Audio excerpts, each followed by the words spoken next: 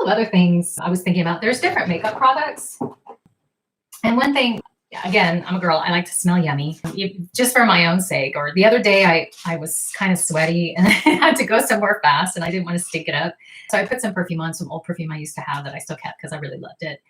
And it's called Elisab Le Parfum. There's another one called Scalpers that I'm dying to get from Spain, but I'm torn because I don't really want to have anything, artificial, but I really like the smell. So it kind of clinched the issue the other day because I sprayed a little bit on it. It had been forever since I used a perfume, like a chemical perfume, and I couldn't handle it. Like it smelled so artificial. It didn't even smell good anymore.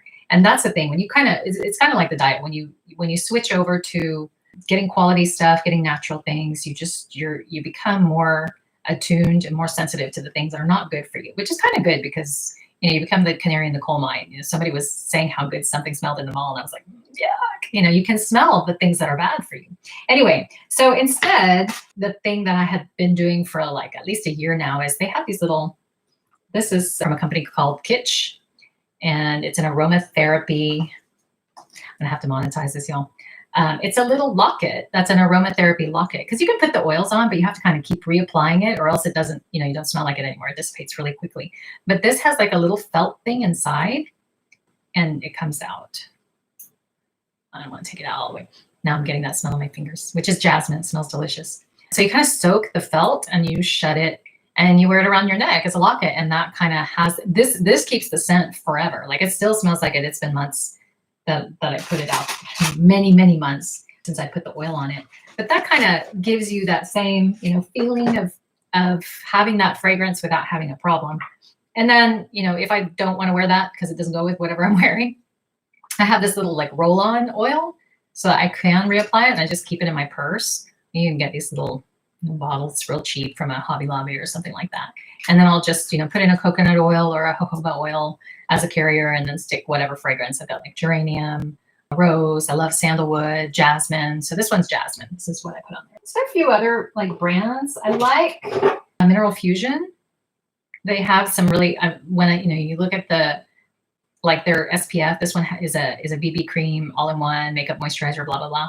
And it's also got sunscreen, but it's titanium dioxide, which is like the only one you want to get. And I don't use it very much, but when I do like go out in the sun, or if I'm going, out, I will use it.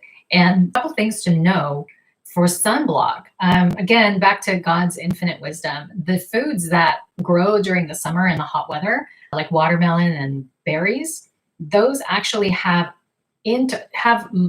components and compounds in them that will protect your skin from sunburn.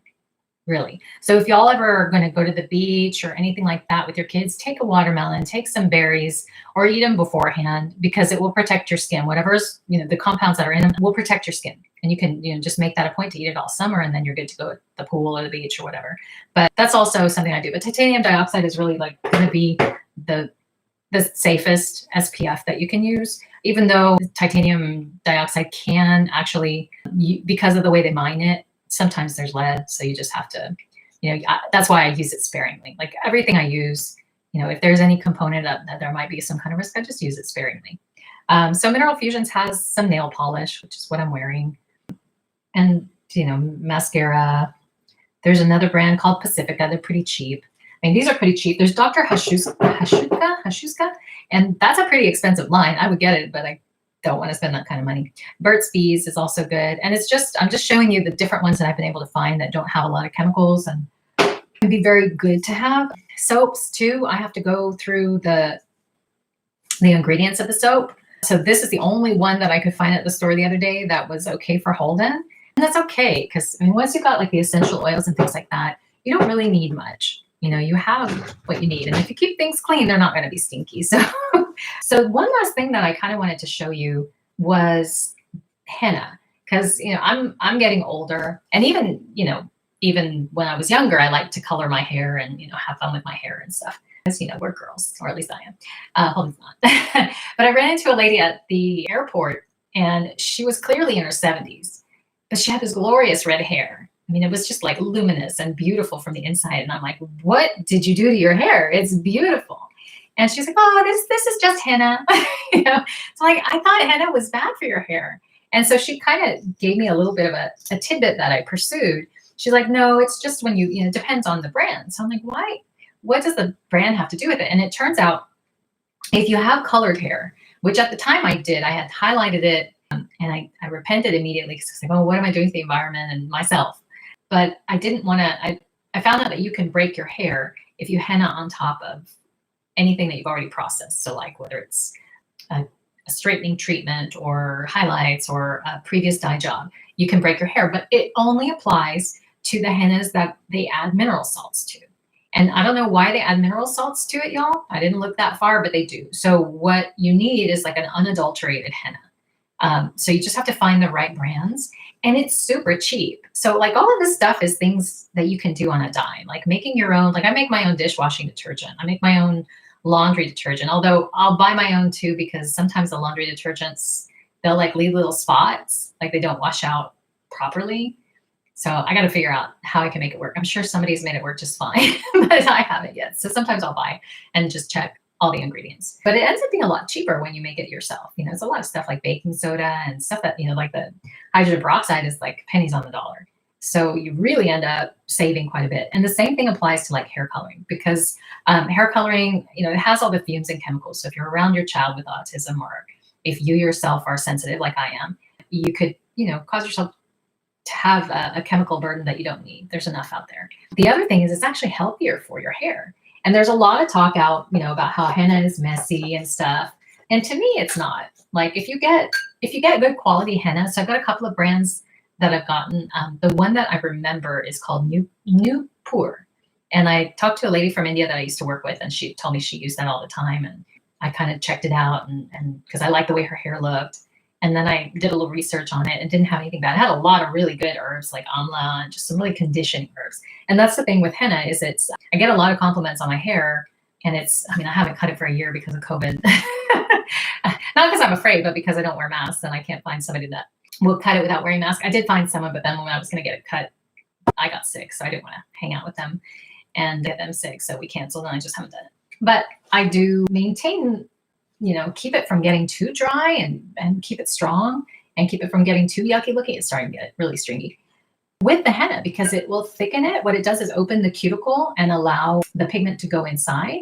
And then it kind of, because the pigment's inside underneath the cuticle, it kind of thickens it. I think when you color your hair in general, that happens anyway. But this stuff also conditions your hair. So you end up with this like, and makes it shiny. So you end up with this glossy stuff. And right now, I mean, I don't know if you can tell, I've got some like grays.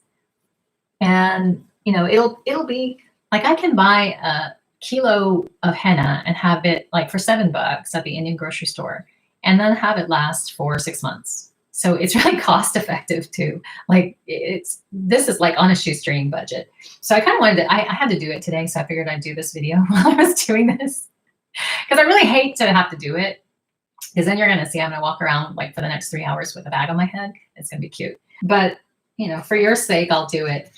And it lasts about like a month and a half before your grays grow out. Or in some cases, like when you're getting older, your hair starts to look a little bit dull. Or maybe when you're younger too, the henna just brightens it up and makes it look pretty.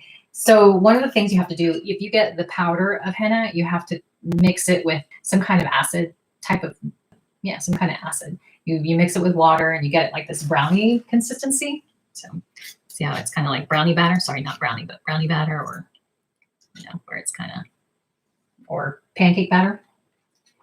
And then you let it soak for like 3 hours in whatever acid liquid you put in it. So you can put coffee, you can put in wine, like old wine, you can put in vinegar, or you can put in juice, like an orange juice or a lemon juice, or you can put in citric acid. So depending on what you put in, it'll make it either darker or lighter. So like citric acid, I tried it because somebody said it was better, and it didn't cover my grays. It didn't really let it penetrate. And I did read later that it was going to be lighter, you know, better. I don't know what that meant. I guess that the color stays longer, but it's not as intense.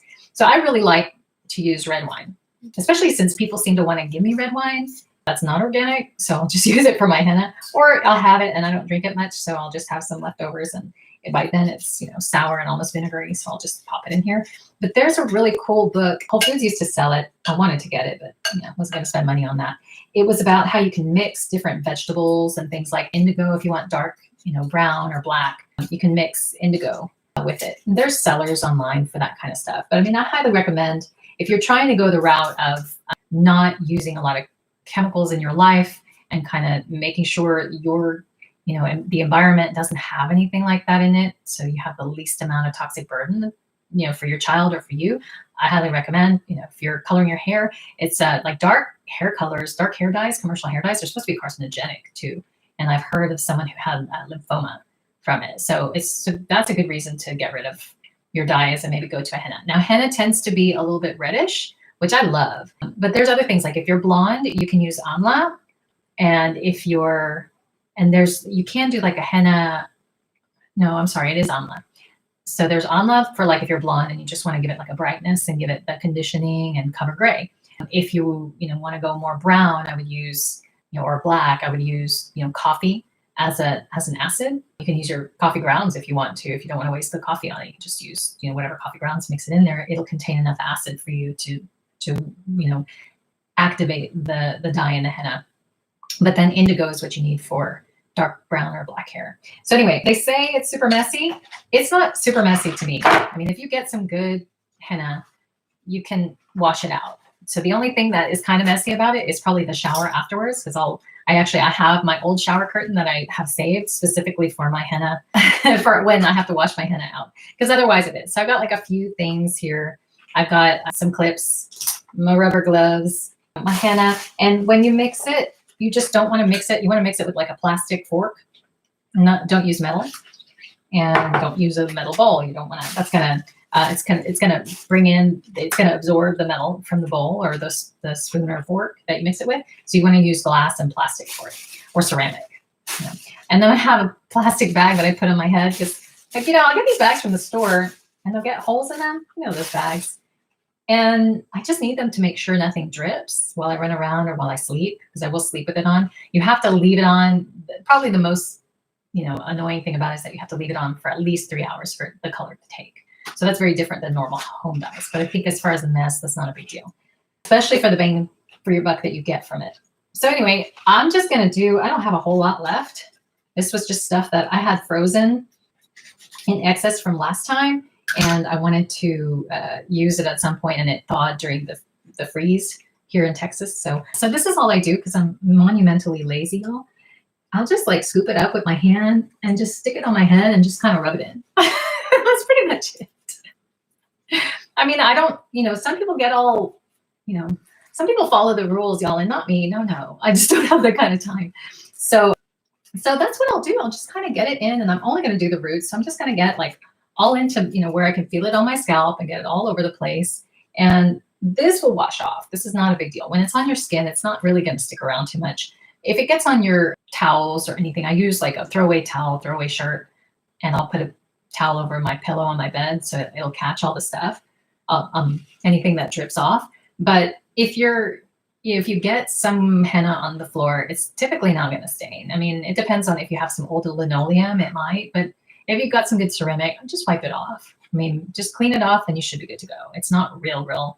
If you've got some nice clothes, it could stain. Like you don't want to wear a white shirt. You're definitely going to stain it. My shower curtain is definitely stained. It's pretty yuck.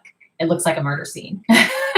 but it's, it is my throwaway shower curtain. I wash it and it's all stained up, and this is what it's for. It's kind of like when you have, old rags in the house. So anyway, this is what I do. I'm not going to go into it too much, but I just kind of, get it all in the gray areas. And I'm not going to do the whole thing in front of you right now because you don't need to see all this, right? My little muddy head. So once I'm done with all this, I'll wash everything off, and I will literally put this bag on my head and then tie the handles around the front of my head and just run around with it for hours. Or go to sleep with it. I'll do that sometimes too. So that's just a little bit of what I wanted to let you know. Oh, another thing too is candles. I love candles because I don't use, I'll use vinegar in the house and other products that don't have any scent, like Bon Ami as a scrub. They're just not scented because most of that scented cleaning stuff is not good for you. So, I mean, I love the smell of Fabuloso, but I know there's some chemicals you do not want to be breathing in.